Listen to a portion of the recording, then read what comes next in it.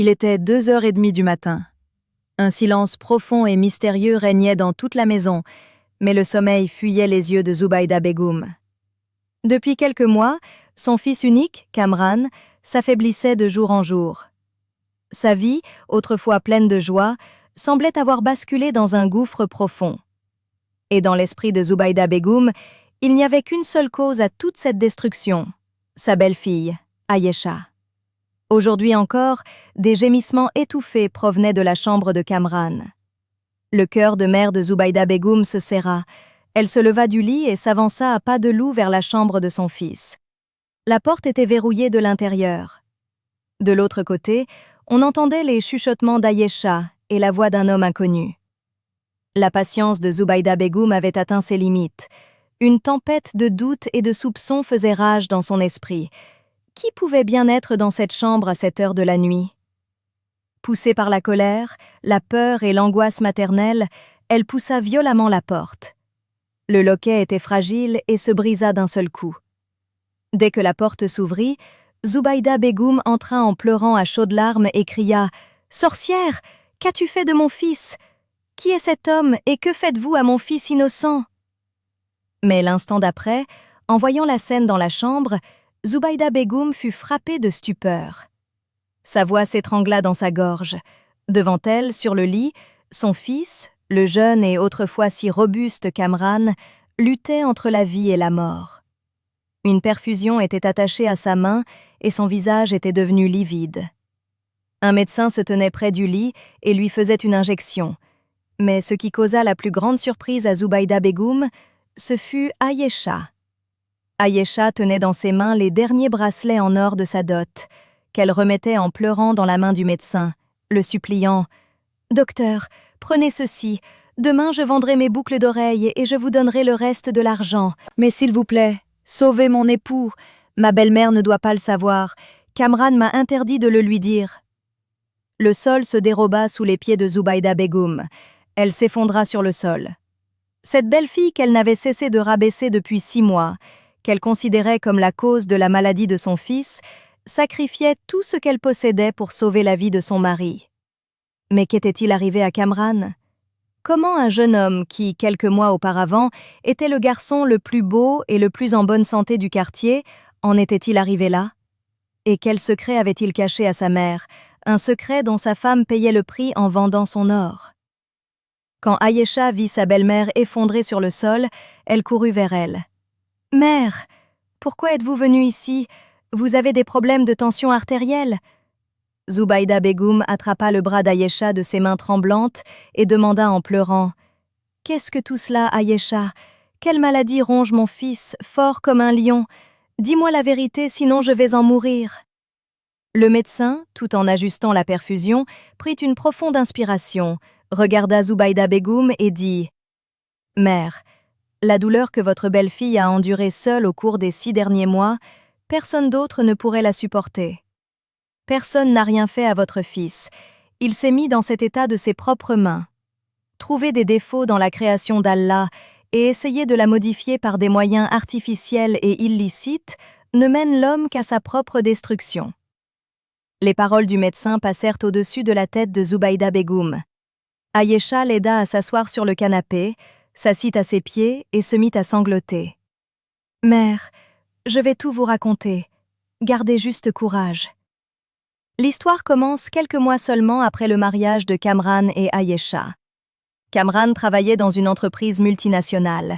Il était très beau et séduisant, mais un étrange complexe d'infériorité se cachait en lui. Les médias sociaux d'aujourd'hui et le monde du faux glamour avaient ancré dans l'esprit de Kamran l'idée que pour réussir, son teint devait être encore plus clair et ses muscles devaient ressembler à ceux des héros de cinéma.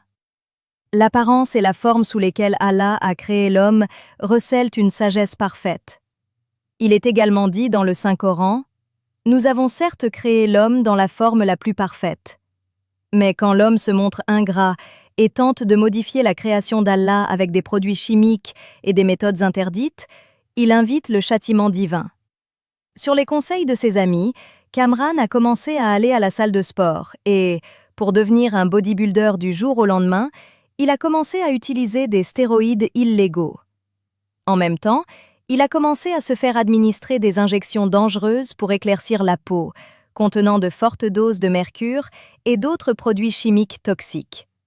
Ces médicaments et injections sont strictement interdits par la science médicale, et leur utilisation détruit silencieusement les organes internes du corps. Ayesha était une fille très simple, patiente et pieuse. Pour elle, la beauté résidait dans le caractère et la moralité d'une personne. Dès les premiers jours de leur mariage, elle avait remarqué que Kamran était excessivement sensible à son apparence. Il restait des heures devant le miroir à examiner son visage et prenait souvent des médicaments en cachette. Ayesha avait essayé de l'interroger à plusieurs reprises, mais Kamran éludait toujours la question. Puis, un jour, un événement s'est produit qui a déclenché une tempête dans la vie heureuse d'Ayesha. Qu'avait donc vu Ayesha dans l'armoire de Kamran? Un jour, Kamran est parti précipitamment au bureau en laissant son armoire déverrouillée. Alors qu'Ayesha rangeait ses vêtements repassés, son regard tomba sur un petit sac noir posé dans le bas de l'armoire. Poussée par la curiosité, Ayesha ouvrit le sac. À l'intérieur se trouvaient divers flacons, des seringues et des médicaments portant des symboles d'avertissement. Ayesha était instruite. Lorsqu'elle a cherché le nom de ces médicaments sur Internet, le sol s'est dérobé sous ses pieds. Ces médicaments étaient des stéroïdes extrêmement dangereux qui détruisaient le foie et les reins. Le soir, quand Kamran est rentré à la maison, Ayesha a posé le sac devant lui en pleurant. « Qu'est-ce que c'est, Kamran? Pourquoi jouez-vous avec votre vie? Allah vous a fait si beau, n'êtes-vous pas satisfait du partage d'Allah ?» Le visage de Kamran devint rouge de colère. Pour la première fois, il leva la main sur Ayesha et cria « Tu es une femme ignorante. Tu ne sais pas à quoi il faut ressembler dans le monde d'aujourd'hui. Ma promotion est bloquée parce que mon patron dit que ma personnalité n'est pas celle d'un manager. Reste à l'écart de ces choses et prends garde à ne rien dire à ma mère à ce sujet. » Ayesha ravala sa douleur en silence. Si elle l'avait voulu, elle aurait pu tout dire à Zubaida Begum à ce moment-là, mais elle savait que sa belle-mère souffrait d'une maladie cardiaque. Son fils était tout son univers. Si elle apprenait que son fils pieux et noble était accro à de telles substances dangereuses et illicites, son cœur ne supporterait peut-être pas le choc. Une vraie femme ne laisse jamais les secrets de sa maison s'échapper à l'extérieur. Ayesha décida de supporter toutes les souffrances en silence pour l'honneur de son mari et la vie de sa belle-mère. La nuit, assise sur son tapis de prière, elle commença à prier Allah pour la guidance et la santé de son mari. Le temps a passé. Les stéroïdes et les injections toxiques ont commencé à faire leur effet. Kamran, qui s'était forgé des muscles de manière artificielle, commençait maintenant à se vider de l'intérieur. Ses cheveux se sont mis à tomber rapidement et son teint, artificiellement blanchi, devenait jaunâtre. Il souffrait de fièvre chronique et de douleurs intenses aux articulations. Lorsque Zubaida Begum a vu l'état de son fils, son cœur de mère s'est inquiété. Mais au lieu de chercher la vraie cause, elle a rejeté toute la faute sur Ayesha. Depuis que cette femme de mauvais augure est entrée dans cette maison, le sourire de mon fils a disparu. Je ne sais pas quel mauvais œil a frappé mon enfant, qui était comme une fleur. Elle a sûrement fait manger ou boire quelque chose à mon fils pour qu'il reste son esclave. Les reproches de Zubaida Begum devenaient de plus en plus acerbes de jour en jour. Ayesha pleurait en silence, tout en faisant la vaisselle dans la cuisine. Elle ne pouvait pas se justifier, même si elle le voulait. L'état de Kamran s'était tellement détérioré qu'il avait même cessé d'aller au bureau. Il restait allongé dans sa chambre toute la journée. Et puis, est arrivée cette nuit qui a tout changé. Kamran est allé aux toilettes tard dans la nuit, et soudain, un bruit sourd s'en est échappé. Quand Ayesha a forcé la porte, elle a poussé un cri en voyant la scène à l'intérieur. Kamran était couché inconscient sur le sol de la salle de bain et du sang coulait de sa bouche. Ayesha s'est précipitée pour le secourir. Pour ne pas réveiller Zubaida Begum, elle a traîné seule Kamran jusqu'au lit en pleurant. Cette nuit-là même, elle a fait venir à la maison un médecin, parent éloigné, qui pouvait garder toute cette affaire secrète. Ce que le médecin a révélé à Ayesha en privé après avoir examiné Kamran a détruit le monde de la jeune femme. Ayesha, ma fille, les reins de Kamran ont cessé de fonctionner à 70% à cause de ces médicaments toxiques. Son foie est également gravement touché. S'il ne commence pas un traitement immédiat avec des injections coûteuses, il ne lui reste que quelques mois à vivre. Pour Ayesha, cette nouvelle était une véritable catastrophe. Quand Kamran a repris connaissance et a entendu cela, il a fondu en larmes comme un enfant. Il avait pris conscience de son erreur. En pleurant, il a tenu les mains d'Ayesha. « Pardonne-moi, Ayesha. J'ai suivi le diable en modifiant l'apparence qu'Allah m'avait donnée. Le faux éclat de ce monde m'avait aveuglée. Mais pour l'amour de Dieu, ne dis rien à ma mère. Elle mourrait en voyant mon péché et mon état. » Ayesha a essuyé ses larmes et, comme une épouse fidèle, a juré de couvrir les erreurs de son mari. Elle a supplié le médecin de venir chaque nuit pour soigner Kamran afin que Zubaida Begum ne s'aperçoive de rien. Mais ce traitement était très cher. Le travail de Kamran était déjà en danger. Ayesha n'avait pas d'argent. Elle a alors pris une décision extrêmement douloureuse, mais noble. Elle a commencé à vendre les bijoux que ses parents lui avaient donnés en dot.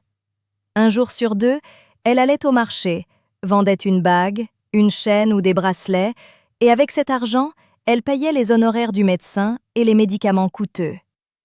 Lorsque Zubaida Begum voyait Ayesha se préparer et sortir tous les jours, ses soupçons se renforçaient.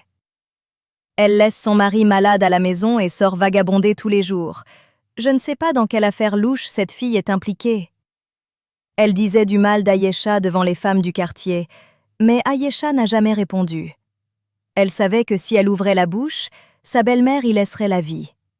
Ce sacrifice d'Ayesha avait tissé un voile de silence sous lequel ses propres rêves, sa paix et son or se consumaient, afin que son mari puisse continuer à respirer. Chaque nuit, elle restait éveillée pour masser les pieds de Kamran, lui donner ses médicaments et se prosterner lors de la prière de Tahajjud pour mendier sa vie. Et cette nuit-là, lorsque Zubaida Begum avait forcé la porte, c'était l'étape ultime de ce sacrifice. Ayesha n'avait plus à vendre que ces derniers bracelets qu'elle était en train de donner au médecin. Un silence de mort régnait maintenant dans la chambre. Les larmes ruisselaient sur les joues de Zubaida Begum. Elle était revenue de ses flashbacks au moment présent. Devant elle, son fils baissait les yeux de honte, et cette belle fille, qu'elle considérait jusqu'à présent comme une sorcière et un porte-malheur, était assise à ses pieds pour la consoler. Zubaida Begum souleva le visage d'Ayesha de ses mains tremblantes.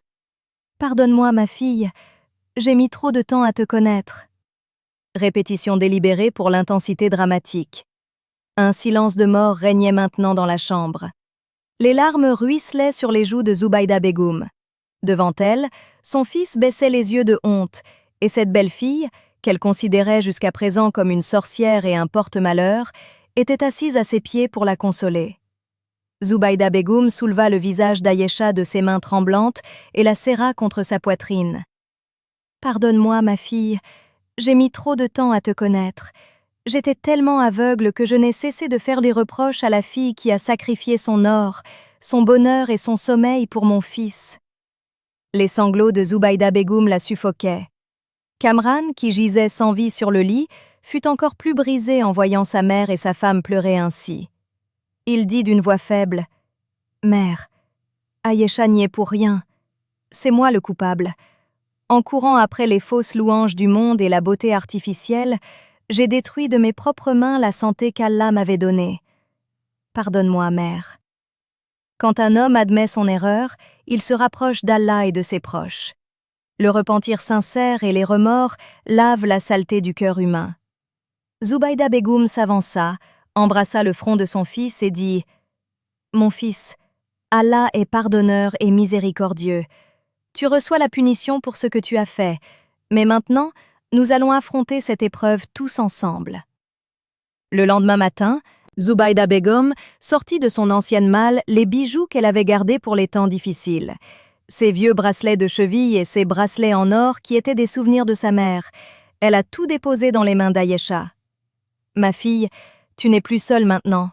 Ensemble, nous sauverons notre Kamran. » Ayesha et Zubaida Begum commencèrent à s'occuper de Kamran ensemble. L'atmosphère de la maison, autrefois remplie de soupçons et de reproches, s'était maintenant transformé en amour et en empathie mutuelle. Mais le poison qui s'était répandu dans le corps de Kamran n'allait pas le quitter si facilement. Les remèdes traditionnels et les traitements à domicile apportaient un soulagement temporaire, mais la maladie s'enracinait profondément à l'intérieur. Une nuit, alors que tout semblait normal et que Zubaida Begum commençait à penser que son fils se rétablissait, une violente toux retentit soudainement dans la chambre de Kamran. Quand Ayesha a accouru, elle a vu que Kamran était tombé du lit et vomissait du sang. Le temps de Kamran était-il arrivé à sa fin? Dans l'obscurité de la nuit, la sirène de l'ambulance a réveillé tout le quartier. L'état de Kamran était devenu extrêmement critique. Il a été immédiatement transféré au service des urgences du grand hôpital public de la ville. Les médecins l'ont aussitôt placé en soins intensifs, USI. Ayesha et Zubaida Begum, assises dans les couloirs froids et insensibles de l'hôpital, priaient Allah pour un miracle. Au matin, les proches ont commencé à affluer. Ces mêmes proches qui, la veille encore, ne tarissaient pas d'éloges sur la personnalité séduisante de Kamran et son torse bombé, racontaient aujourd'hui toutes sortes de choses. « Oh Zubaida, qu'est-il arrivé soudainement à Kamran? Hier encore il allait si bien, quelqu'un lui a jeté un mauvais sort ou la belle-fille a fait quelque chose. » A tenté de cracher son venin une parente éloignée. Mais avant que Zubaida Begum ne puisse dire quoi que ce soit, Ayesha s'est dressée comme un roc devant eux. Un véritable compagnon de vie est celui qui couvre les défauts de son conjoint en public et le protège des moqueries du monde. Ayesha a dit avec beaucoup de respect mais de fermeté « Ma tante, la maladie vient d'Allah et c'est lui seul qui guérit. Aucun mauvais œil n'a frappé mon mari, c'est juste une épreuve. Je vous demande à tous de prier pour lui et non de faire des suppositions. » L'attitude d'Ayesha a fait taire tout le monde.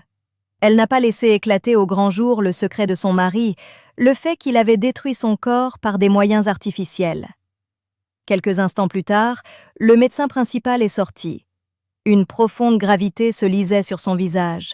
Il a appelé Zubaida Begum et Ayesha dans son bureau et leur a annoncé une nouvelle qui leur a fait l'effet d'un coup de massue. « Écoutez, mère, les 2 reins de votre fils ont complètement cessé de fonctionner. Ces stéroïdes dangereux ont détruit son système interne. Les médicaments ne feront plus d'effet. Il n'y a qu'un seul moyen de lui sauver la vie. Une transplantation rénale. Et cela doit être fait le plus tôt possible, sinon nous ne pourrons pas le sauver. » Un silence pesant s'est abattu sur la pièce après les mots du médecin. Qui donnerait un rein? Et d'où viendraient les centaines de milliers de roupies pour cette opération extrêmement coûteuse? Les proches qui n'étaient venus que pour jaser, s'avanceraient-ils lorsque le besoin d'un rein serait connu?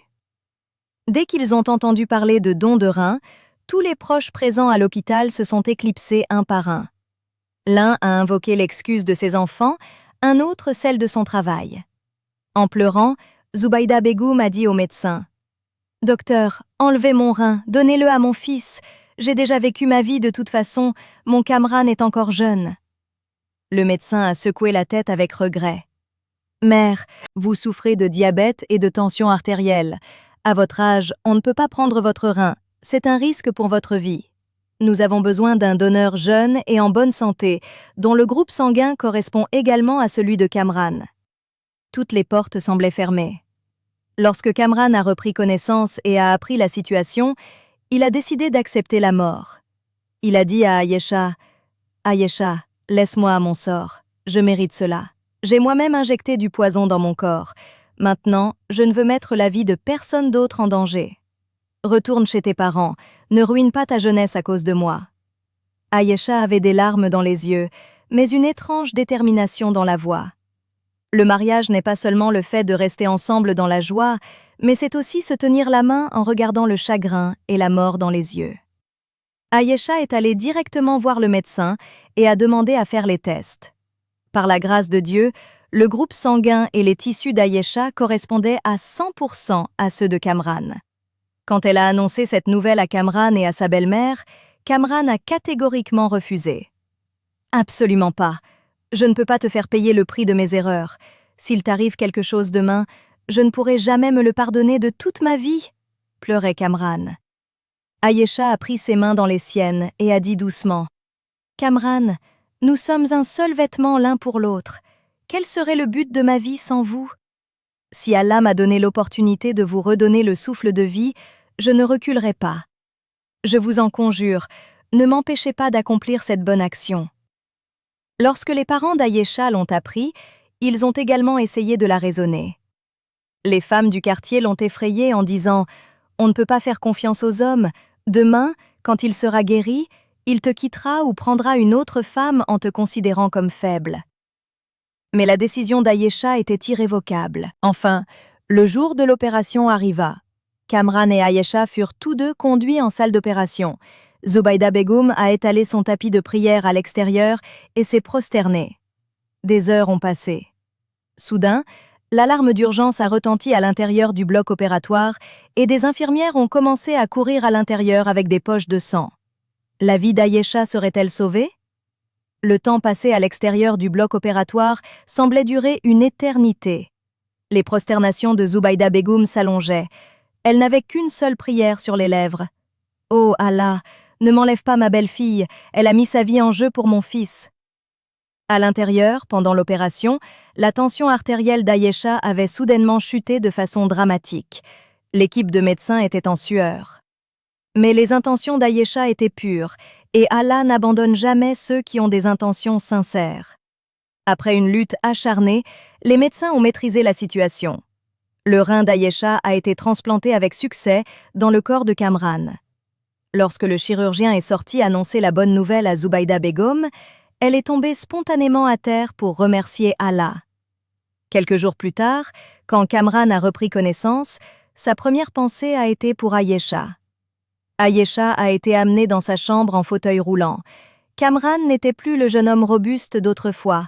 Son corps était faible, son teint était pâle, mais il y avait un éclat dans ses yeux qui n'y était pas auparavant.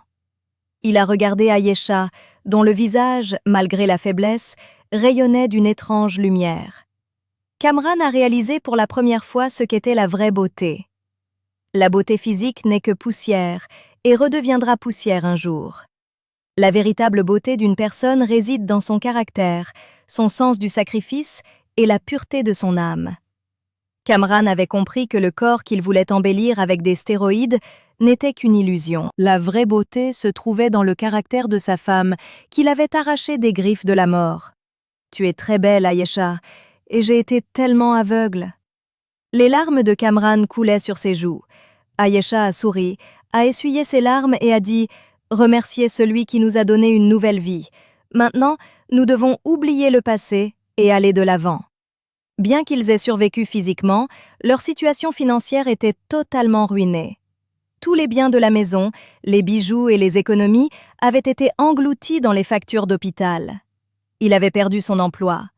Avec un corps affaibli, comment Kamran allait-il désormais subvenir aux besoins de son foyer? Cette nouvelle épreuve allait-elle briser leur relation? Le retour de l'hôpital à la maison a marqué le début d'un nouveau voyage. La maison semblait vide, car beaucoup de choses avaient été vendues. Mais dans cette maison vide, il y avait maintenant une richesse de paix et d'amour qui n'avait jamais existé auparavant. Il a fallu plusieurs mois à Kamran pour se rétablir complètement. Pendant ce temps, Ayesha a commencé à enseigner la couture et la broderie aux jeunes filles du quartier à la maison afin de faire bouillir la marmite. Zubaydah Begum aidait elle-même Ayesha dans les tâches ménagères et lui massait les pieds la nuit. Elle n'était plus belle-mère et belle-fille, mais était devenue mère et fille. Lorsque Kamran a été capable de marcher, il s'est rendu compte qu'il ne pouvait plus rester assis toute la journée à travailler dans un bureau d'entreprise. Il devait faire un travail qui soit à la fois licite et adapté à sa santé. Il n'y a pas de petit ou de grand métier. Une seule roupie gagnée par le travail acharné et l'honnêteté vaut mieux que des millions gagnés de manière illicite. Un jour, Kamran a fait asseoir Ayesha et Zubaydah Begum et a dit « J'ai une idée. Pourquoi ne pas préparer et vendre des épices pures et des pickles faits maison? Ayesha a des mains en or pour la cuisine et les recettes de maman sont célèbres dans toute la famille. Nous pouvons commencer petit. » Ayesha et Zubaydah Begum ont joyeusement soutenu cette décision. Avec un peu d'argent, ils ont acheté des matières premières. Ayesha et Zubaida Begum moulaient les épices à la maison, les nettoyaient et les emballaient dans de petits sachets. Kamran allait les livrer dans les magasins du quartier et les marchés voisins. Au début, les bénéfices étaient très faibles, mais leurs produits étaient purs, sans produits chimiques, sans adultération et sans colorants artificiels. C'est ce qui a beaucoup plu aux gens. Petit à petit, leur entreprise a commencé à se développer. Ils ont nommé leur marque les épices pures de Zubaida. Leur vie était maintenant très simple. Pas de grosses voitures, pas de vêtements chers, ni aucune ostentation. Mais le soir, quand ils s'asseyaient tous les trois à table pour partager un repas simple de lentilles et de pain, leur cœur était rempli de gratitude. Kamran ne se tenait plus jamais devant le miroir pour scruter son teint ou ses muscles. Il avait compris que chercher des défauts dans la création d'Allah et essayer de la changer est la voie du diable, qui ne fait que précipiter l'homme dans le gouffre. Au lieu de faire des expériences sur son corps, il s'est concentré sur son travail acharné, et Allah a accordé d'immenses bénédictions à leur petit effort. Chers auditeurs, la plus grande leçon de cette histoire est qu'il faut être reconnaissant pour la condition et l'apparence dans lesquelles Allah le Très-Haut a créé l'être humain.